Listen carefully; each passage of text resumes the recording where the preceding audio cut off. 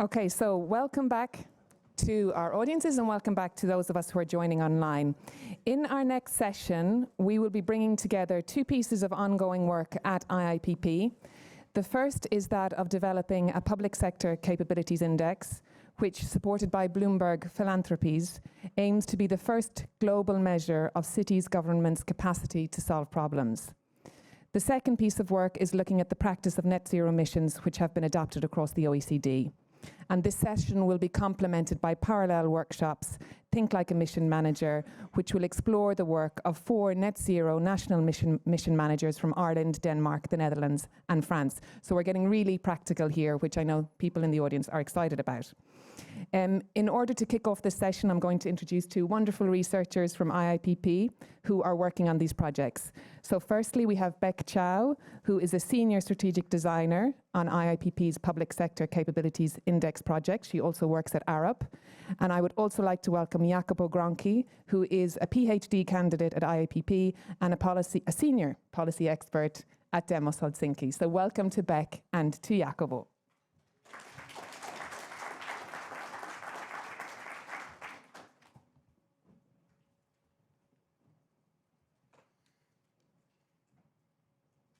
Okay, we're going to be talking to you about the Public Sector Capabilities Index.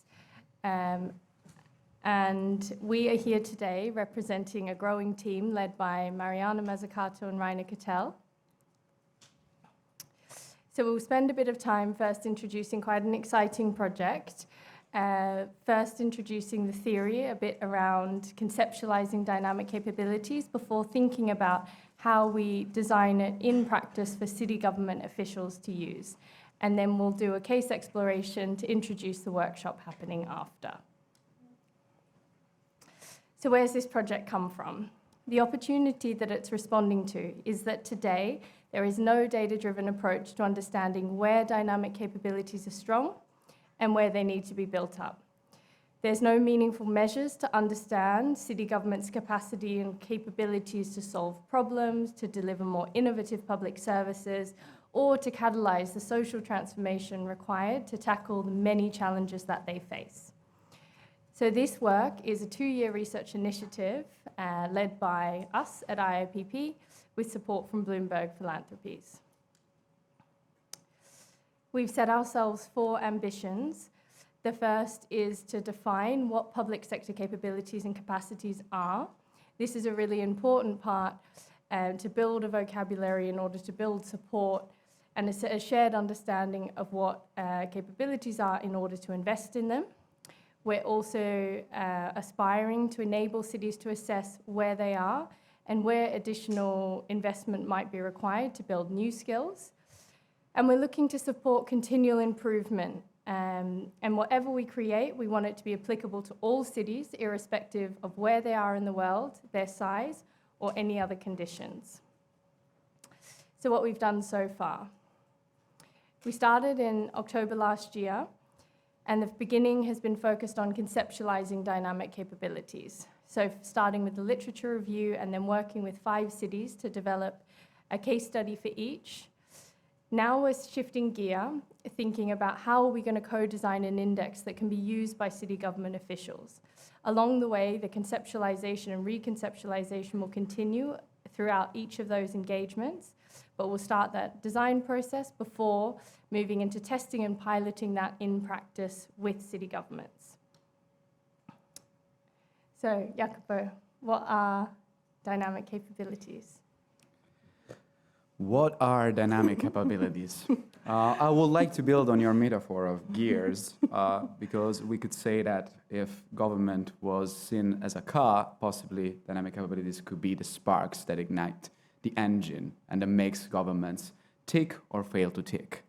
In other words, or in more intellectual terms, critical abilities enabling public sector organizations to adapt their resources, processes, and skills to a changing strategic environment that is against challenges that are ever more complex, ever more predictable, and needs that are ever more diverse.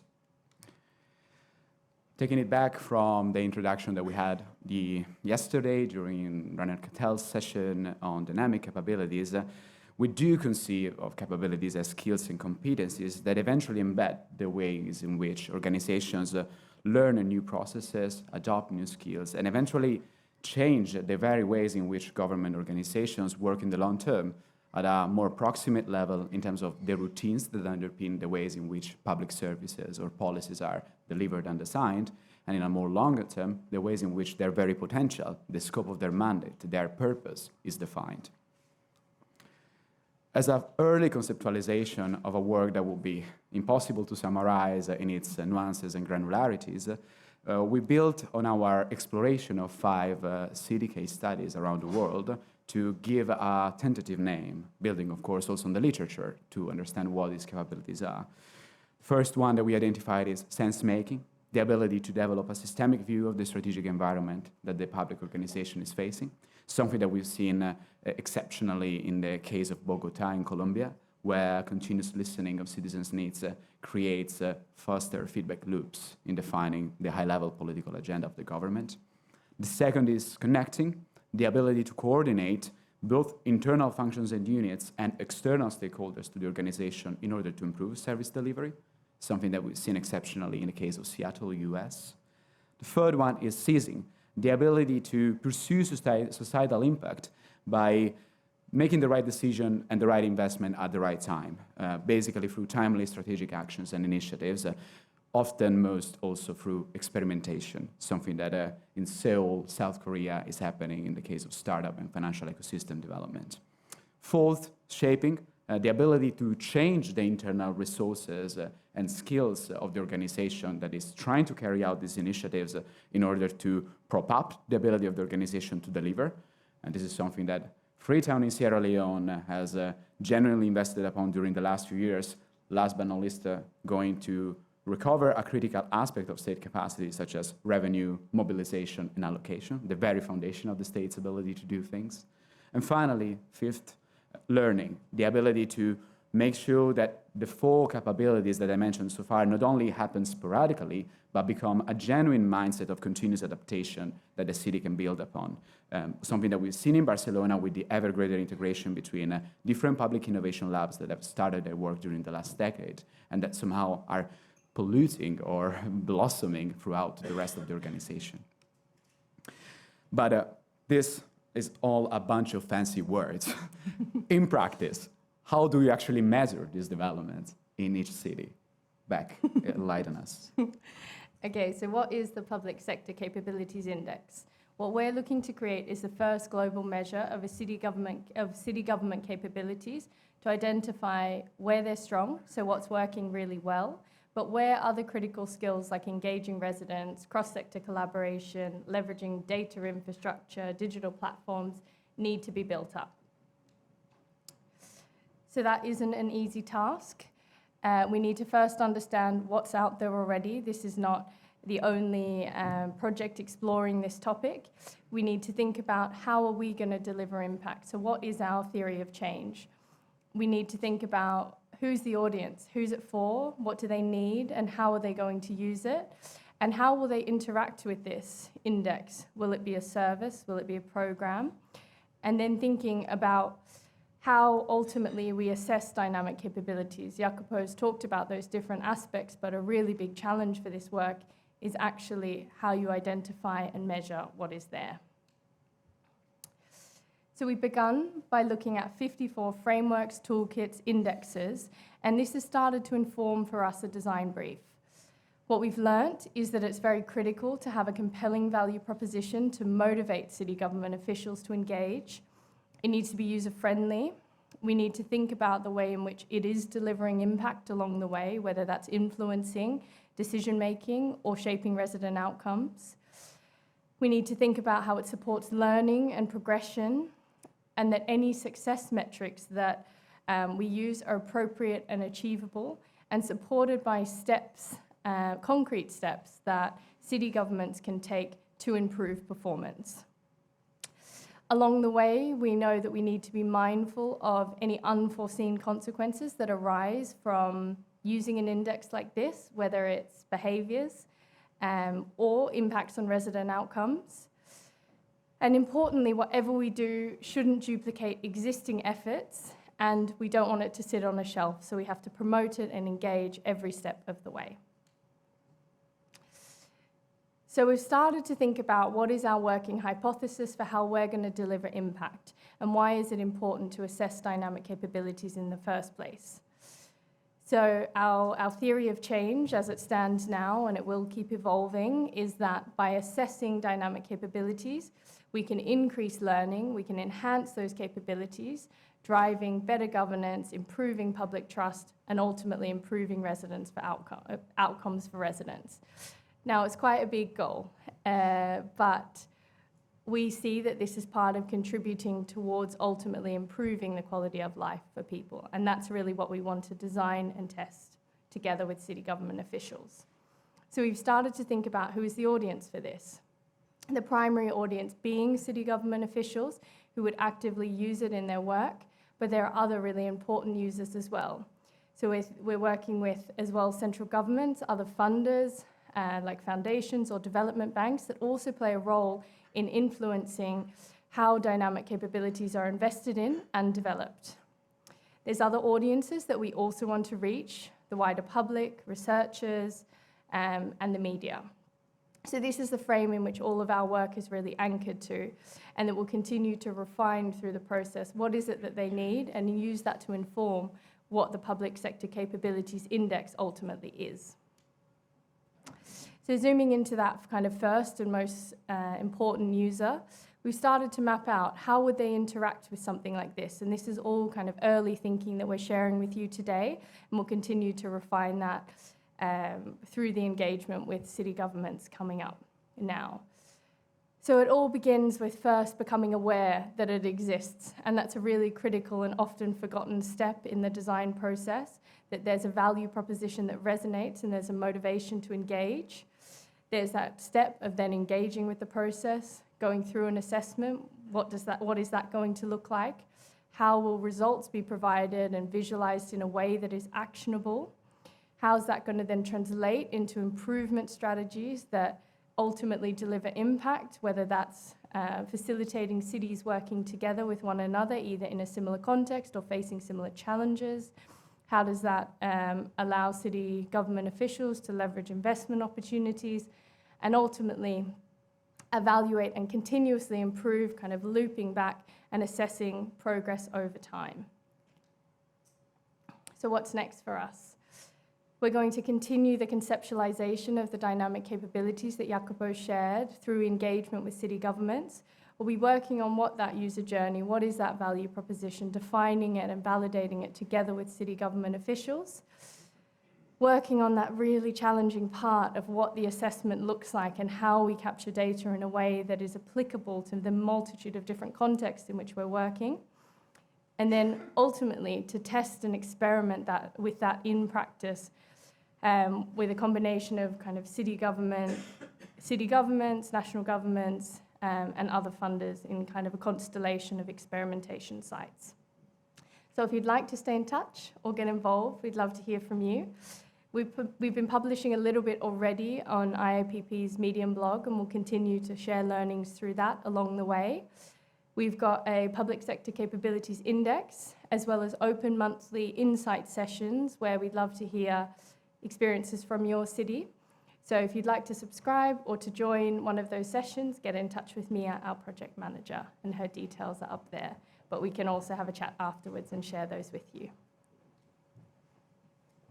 Mission manager.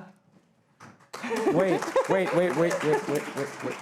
Our 20 minutes is not ended here, luckily or not luckily for you.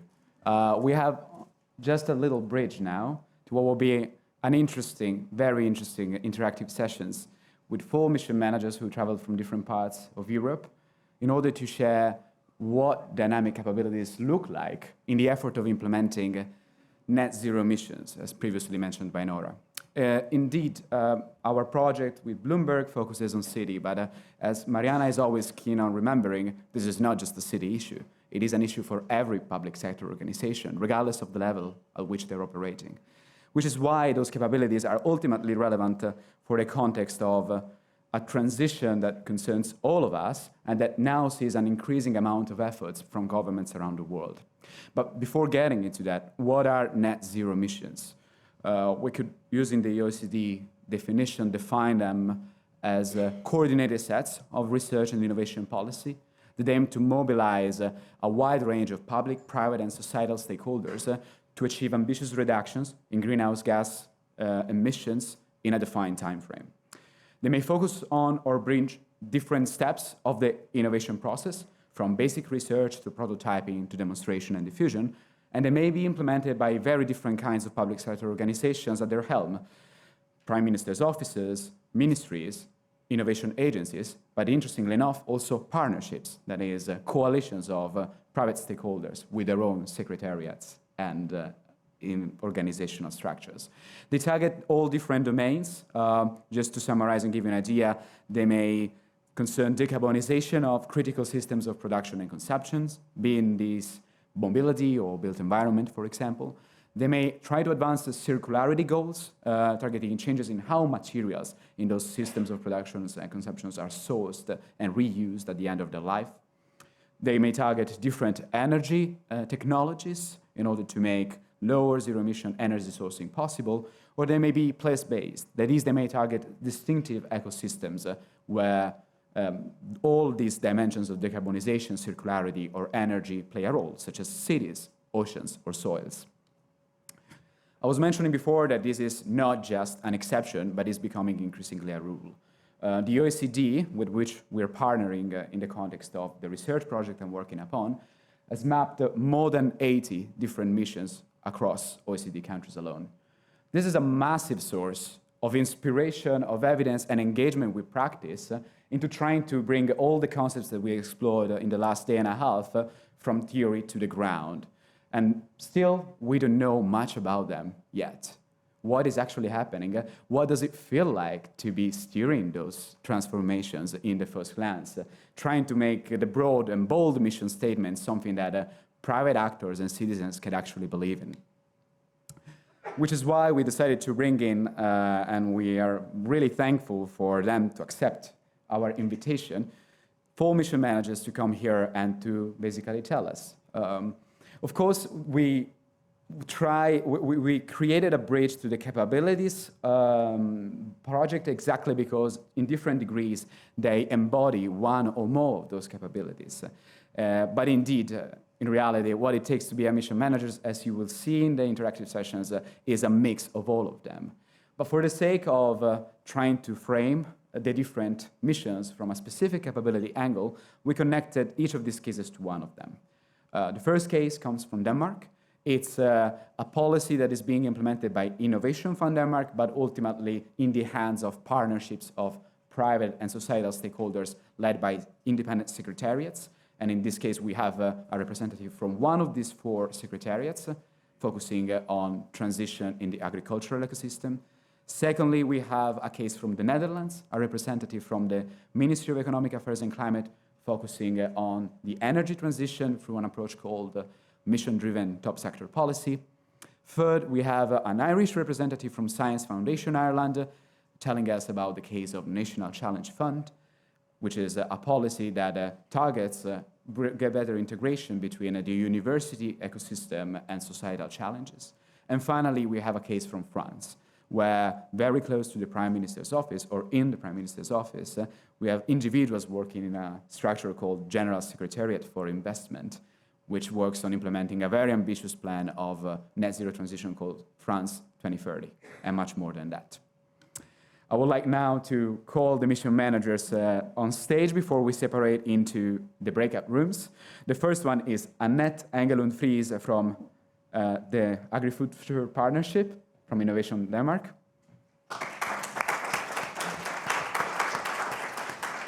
The second one is Marjolein van Splunder from the Ministry of Economic Affairs of Netherlands, Senior Energy Policy Advisor. Third one is Stephen O'Driscoll from Science Foundation Ireland, Challenge Fund Manager. Last but not least, we have Mathieu Brandibat with us from the Secrétariat Général pour l'Investissement, the Strategy Coordinator in the Prime Minister's Office of France. Now, how we're gonna manage this? It's an interesting transition because this is a little bit of a labyrinth. We have 4 different rooms, and many of you may have received an email telling you where to go, but not have seen it. So, for those of you who know the rooms, now I'm gonna distribute and tell you about the location of each of the 4 rooms. But on the other hand, if you don't know where to go, there will be helpers around in the lobby and in the Williams Lounge, basically providing you advice on where to go, depending on which case is most interesting for you. We provided also case briefs about each of these, but I appreciate that some of you may have read it and some of you not. Annette is going to be in the Still room, Marie-Hélène is going to be in the Dale room, Stephen in Burroughs, Mathieu in Franks. All the rooms but Burroughs can be accessed more easily from the top floor of the auditorium on my right or your left, whereas Burroughs can be easily accessed from this level on my left, your right. So if you already know where to go, just follow the case owners and the facilitators that are gonna help you get into the interactive session. If not, just ask or choose your favorite session. One last thing, this will be interactive. So when you get into the room, the chairs will be arranged in groups of 3. Do not revert to plenary mode. We want you to talk to each other. Take seats. There's going to be an introduction of the case by the mission managers, but then there's going to be a little bit of exchange between all of you in groups of 3 to network with each other and to engage with the case, actually. Many thanks for this. And yes, facilitators are for Annette's room, Beck, for Marie-Hélène's room, Manuel, over there, for Stephen's room, Josh, front load here, and for Mathieu, it will be myself. I hope that's clear. Thanks for bearing with us. Thank you.